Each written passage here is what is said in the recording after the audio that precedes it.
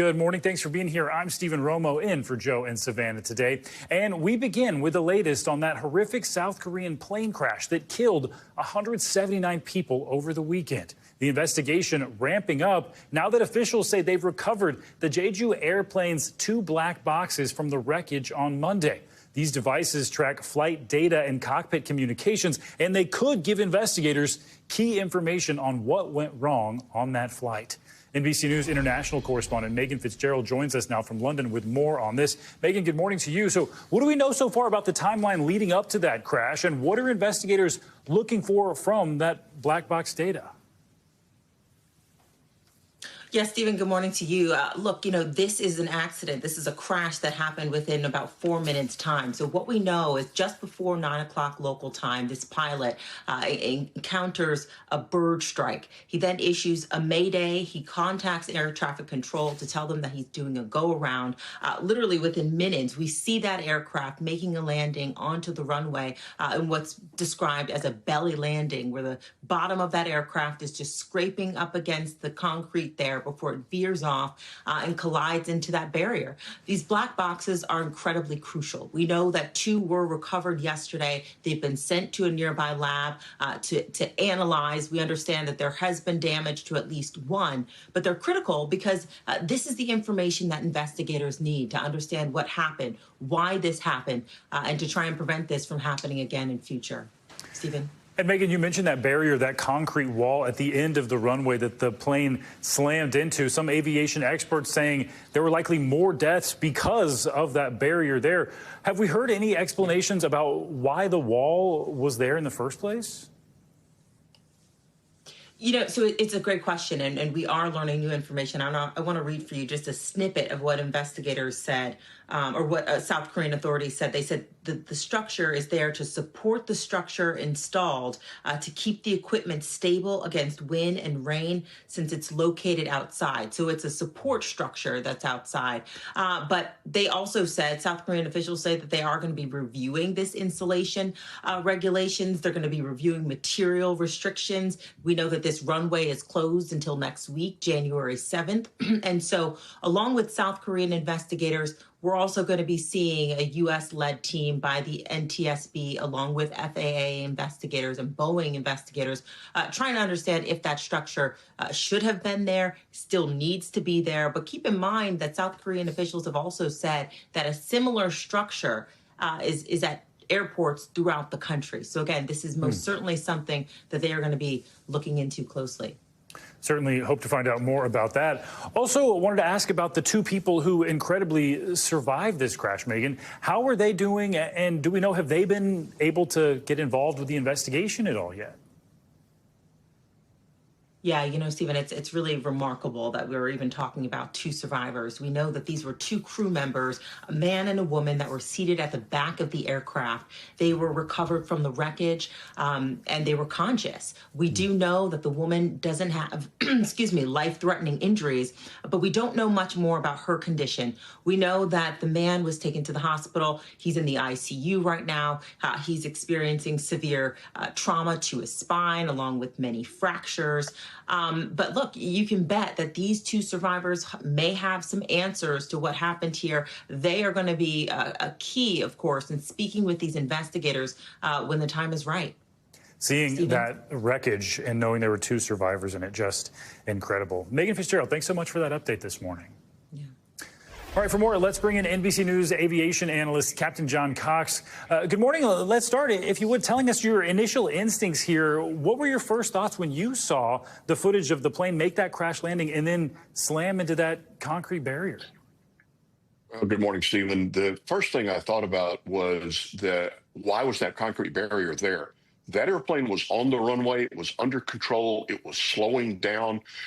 There's a lot of things that may have led to why they had to make a landing like this, but that runway is 9,000 feet long. It's plenty long for a 737 to land on. They landed and had well over 6,000 feet remaining. They're going to come to a stop, and then they hit this concrete barrier. That added significantly to the severity of the injuries. people experienced. So my first question is, why was that barrier there? Secondly, then the questions began to arise. What could have caused the need for that airplane to return to a runway after 3 minutes, 4 minutes of announcing that they had a bird strike? So those are the questions that I had initially. Whenever there is a bird strike and then 3 or 4 minutes pass, is that not enough time to deploy the landing gear? We saw from the video they were making a belly landing. Does that seem unusual to you that they couldn't get the landing gear out? Well, we don't know exactly what all happened with that bird strike. There is a way to get the landing gear down as an alternate means, a manual means. But if the priority is keeping control of the jet and putting it on the runway, and knowing that a 737 can land on the engine pods, that they're strong enough to support it, they may have made that decision. The first most important thing pilots have to do is maintain control of the aircraft, and they put it on the runway under control. So if that was the number one priority that they had, they were successful in that. As far as getting the landing gear out, the flaps and slats on the wing are not configured for landing, and these are all things that the investigators are going to look at as to understand what all happened. It appears to be a very complex set of events, and with a very limited amount of time to solve it. Megan Fitzgerald just reporting the 2 black boxes were recovered from the wreckage. What specifically will investigators be looking for? What could help them most figure out what happened here? The cockpit voice recorder will records everything that's said in the flight deck, as well as communications with air traffic control. So we'll know what the pilots were saying to each other and what checklists, if any, they were running. So we'll know how they're handling the situation. The digital flight data recorder is about 1,000 parameters, and it has all of the systems in the airplane. Were the engines functioning normally? What were the position of the landing gear, of the flaps, all of the things that are the health of the airplane? That will all be recorded there. Between these 2 recorders, they will tell the story of this flight. Yeah, difficult to watch that footage. Captain John Cox, thanks so much for helping us break down what happened. My pleasure. Well, as Americans look back on the life of Jimmy Carter, we're learning more about how his family and friends are going to say goodbye to the 39th president of the United States. Following several days of ceremonies in his hometown of Plains, Georgia next week, Carter will lie in state in the Capitol Rotunda in Washington, D.C. Then next Thursday, January 9th, his official state funeral is set to be held at the National Cathedral. That's a day President Biden has declared as a national day of mourning. NBC's Chris Pallone has more from Washington. Across the nation, an outpouring of love for the peanut farmer who became president. He was a great humanitarian. He set the example for all of us. On Wall Street, a moment of silence for President Carter the day after he died. Flags from coast to coast flying at half-staff. A growing memorial outside the Carter Presidential Center in Atlanta. In Washington, people lined up to share their condolences, signing a book for Carter's family. You know, I just think it's an honor to be able to sign and have that last, I guess, thank you for everything that he has done, as well as his family. The official memorials begin Saturday when a procession will take the former president's body past his childhood home and then to Atlanta to lie in repose. January 7th, the late president will return to the Capitol Rotunda in Washington to lie in state until the state funeral January 9th. Then Jimmy Carter will go home. What you saw was who he was. Kim Carter Fuller remembering her Uncle Jimmy. And he's with people that he loved so much, and he's probably up there bossing them around, telling them how to teach Sunday school. President Carter will be buried in Plains, Georgia, alongside his wife of 77 years, Rosalind, who died last year. The Carter family is welcoming people who want to pay their respects to the former president, encouraging them to attend one of the viewings either here in Washington, D.C. or in Atlanta, or lining the procession route to watch one last time as he passes by. In Washington, Chris Pallone, NBC News. Chris, thanks. Meanwhile, preparations are underway here in New York City for tonight's iconic ball drop in Times Square. More than 1 million people are expected to pack into that area. And while there are no known specific security threats, police say they aren't taking any chances. NBC News correspondent Emily Ikeda has the latest on how officials are doing all they can to keep folks safe. Hey there, well, you can see and probably hear the excitement building ahead. More than 1 million people are expected to pack into Times Square here. But first, they will have to go through counterterrorism checkpoints. It's just one aspect of a sweeping security effort by the NYPD, the agency deploying officers in and out of uniforms, canines, an aviation unit, drones, concrete blockades, and sand trucks. Those trucks are meant to help prevent bad actors from plowing into crowds like what we saw at a Christmas market in Germany earlier this month. We sat down with NYPD's counterterrorism department. Take a listen here.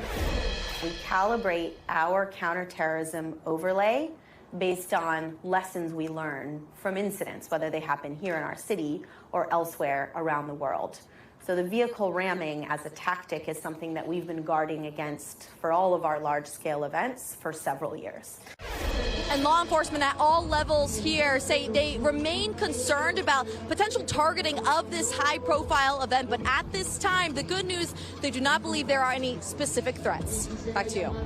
All right, Emily, thanks so much. And let's take a look at what to expect weather-wise as we enter this New Year's Eve evening. A lot going on. Meteorologist Angie Lassman joins us now with more. Good morning, Angie. Good morning, Stephen. Hi there. We finish out this last day of the year with a couple of trouble spots, but a lot of the country honestly looks good. So let's start with the good news. We've got really dry skies out west, a bit of cloud cover across parts of the plains, clear skies for most of the south, and even up through the east coast. We're right now dry, but notice this batch of some rain. We've got a bit of a wintry mix in there, some snow, and that system's going to be on the move as the day goes on, and unfortunately impacting folks for maybe Times Square midnight plans. We'll get to that here in a moment, but notice the rain and snow centered across parts of the Ohio Valley and the Great Lakes. We'll see some of that snow reaching into Indiana, parts of Michigan. We'll likely see some difficulties when it comes to travel in the air in places like Chicago, maybe Cincinnati, Pittsburgh.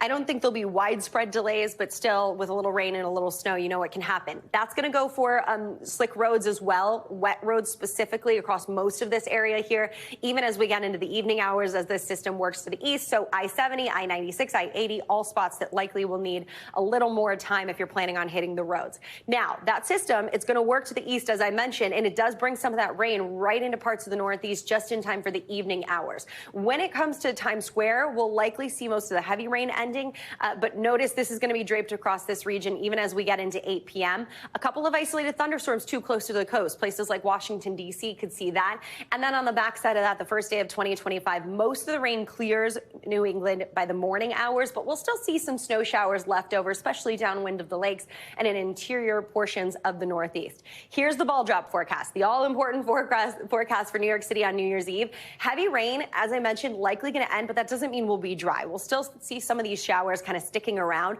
The one good news with this forecast, look at these temperatures, 51 degrees. I mean, not bad for the end of the year, rolling into the new year, into January, into winter. I think temperatures are good news, but of course the umbrellas are going to be needed across much of the Northeast. Otherwise, the country looks pretty good for midnight celebrations. We've got clear conditions, but chilly conditions across the south.